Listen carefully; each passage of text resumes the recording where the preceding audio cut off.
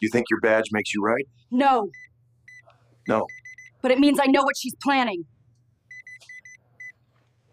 The room was suffocating, the air thick with the sound of my father's labored breathing. Every gasp felt like a countdown, each weaker than the last. At 72, Daniel Harper was the only family I had left, a man who'd raised me to face life's storms with grit and grace.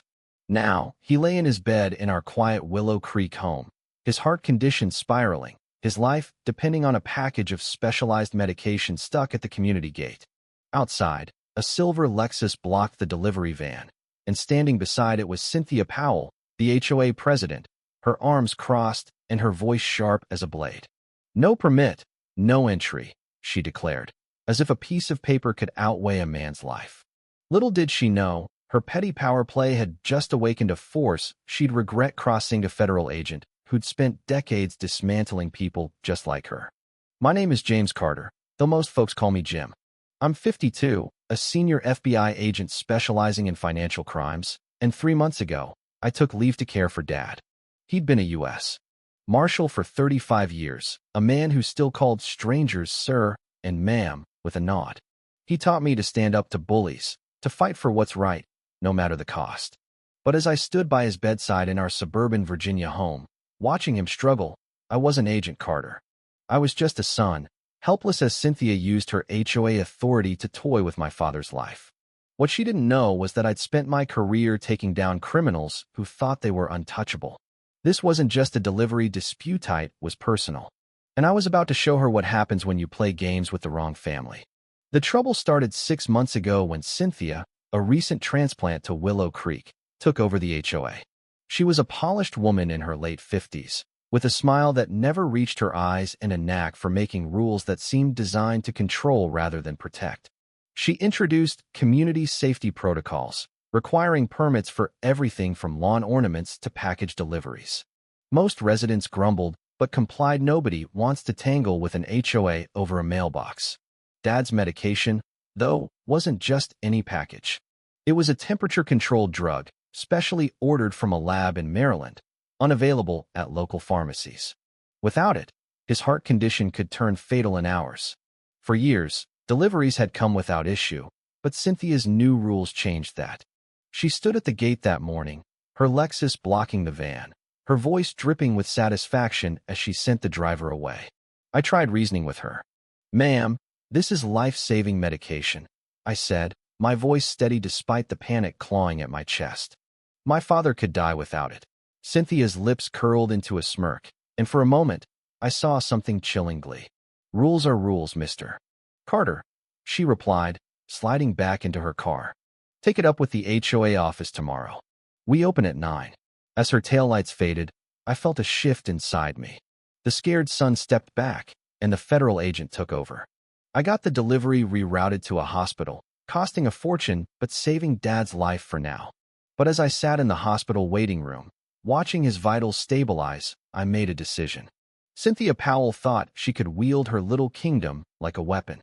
She was about to learn what real power looked like. I spent the next morning digging into Cynthia's past.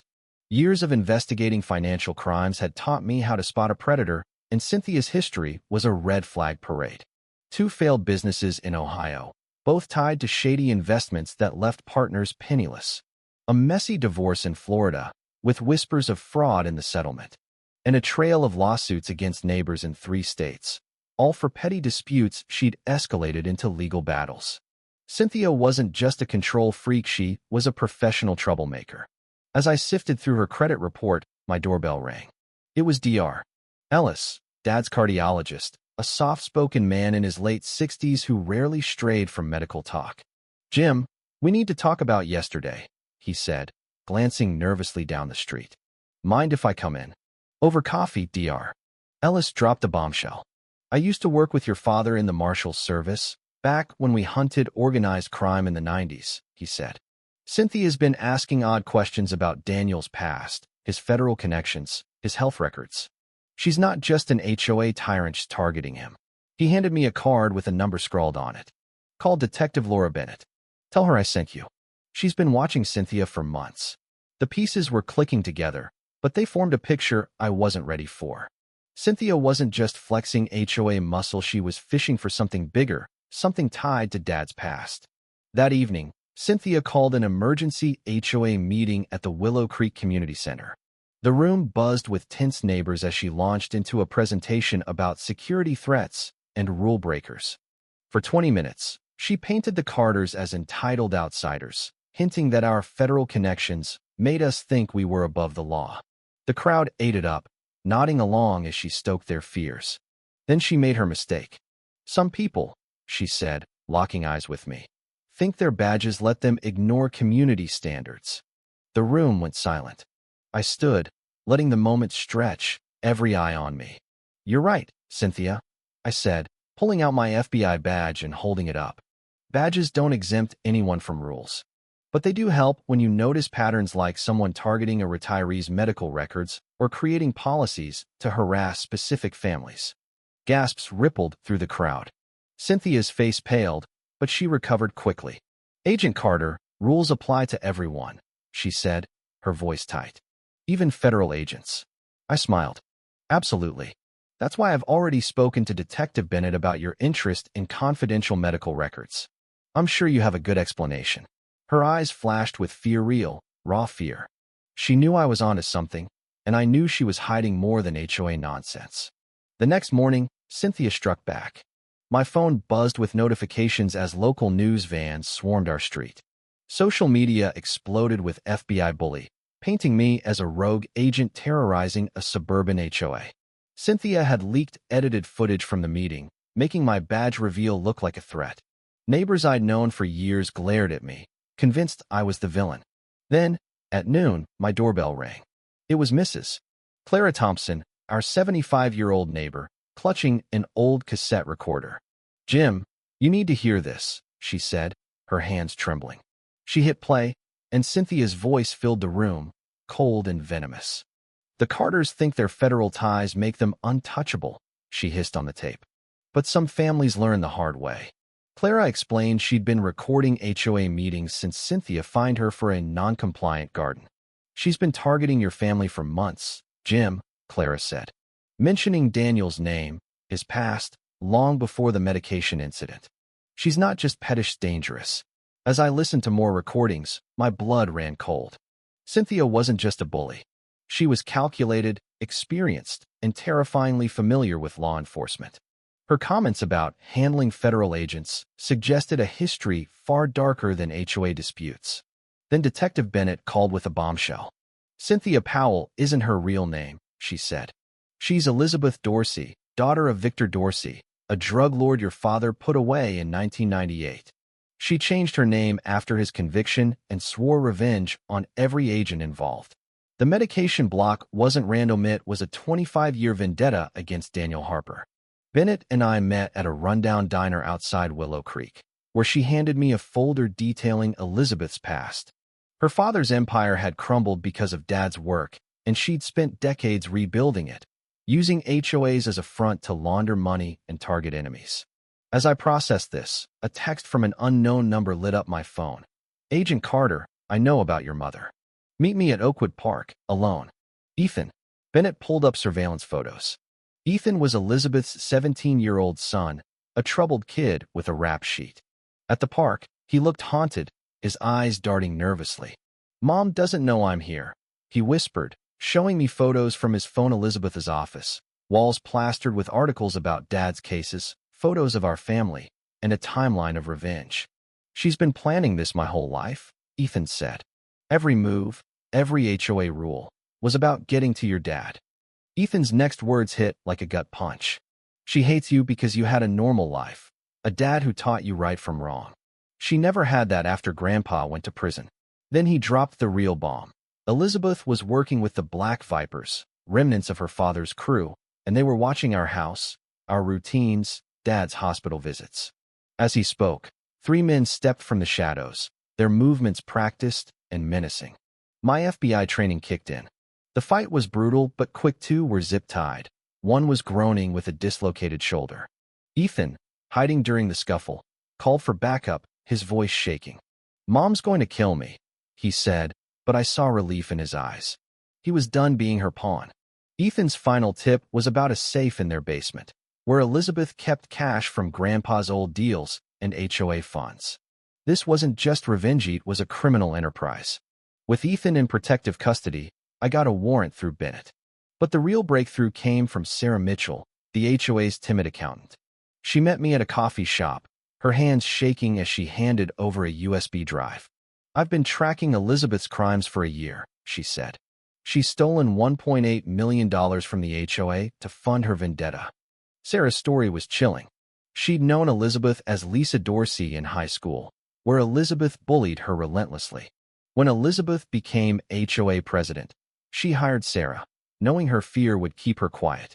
But Sarah documented everything: forged invoices, payments to criminals, even a recording of Elizabeth bragging about poisoning the previous HOA president, George Tanner, with a lethal dose of heart medication when he questioned her finances. "She called it practice for your father," Sarah said, tears streaming down her face. "She's planning to kill him." That night, an emergency alert confirmed my worst fears. Dad was back in the hospital, his medication swapped with a toxic compound. Paramedics, tipped off by Bennett, saved him just in time. At the hospital, Bennett was waiting with FBI agents and Agent Walsh from the Organized Crime Unit. Walsh revealed the depth of the operation. Dad hadn't fully retired. He'd been consulting on cases tied to Victor Dorsey's network. Elizabeth's HOA schemes were part of a money laundering ring spanning multiple states. Dad had recognized her 3 years ago and agreed to be bait to expose her. Then Dad called me to his bedside. "Jim, there's something you need to know," he said, his voice strong despite the monitors. "You're not my biological son. Your parents were Robert and Emily Dorsey, no relation to Victor Marshalls, who worked with me on the Dorsey case. Elizabeth killed them in 1997, staging a car crash to cover it up. I adopted you to keep you safe." He handed me a folder, the Dorsey files, decades of evidence against Elizabeth's empire. "She's behind at least 6 murders, millions in laundering, and a network we've been tracking for years." As alarms blared, FBI vehicles surrounded the hospital. Elizabeth, realizing her plan was unraveling, launched a desperate attack with Black Viper mercenaries. But the FBI was ready. Agents swarmed the building, and in Dad's room, I faced Elizabeth herself, her face twisted with rage. "You took my father," she snarled, raising a gun. "Now I'll take yours." But Dad just smiled. "Elizabeth, you've been sloppy. Poisoning a marshal? That's how you lose." As she aimed, agents flooded the room, disarming her. Her empire collapsed in handcuffs. 6 months later, Elizabeth Dorsey was sentenced to 4 life terms for murder, RICO violations, and more. The Dorsey files exposed her network, leading to the biggest organized crime bust in Virginia history. Willow Creek's HOA was replaced with a transparent council led by Sarah. Clara became a local legend, teaching neighbors to spot corruption. Ethan, in witness protection, helped recover millions in hidden assets. Learning about my biological parents was a wound and a gift. Daniel Harper was my father in every way that mattered, but as Agent Carter Dorsey, I joined a task force protecting Marshall's families. At Robert and Emily's graves, I promised to carry their legacy. Dad, fully recovered, joined me, his hand on my shoulder. "Your parents believed in justice," he said. "They'd be proud." As we left, a new case file waited in my car, another HOA hiding criminal secrets. "Ready for the next fight, Agent Carter Dorsey?" Dad asked. I nodded, feeling the weight of my heritage and the fire of purpose. "Always, Dad." Elizabeth thought her vendetta would break us. Instead, it forged a stronger agent, one ready to shine light into the darkest corners of corruption. Justice doesn't always come quickly, but when it arrives, it honors those who never stopped fighting. What do you think about Elizabeth's actions and the cycle of violence and injustice she perpetuated? Share your thoughts in the comments. Should revenge ever justify such extremes? Or is justice always worth the fight? Let's hear your stance.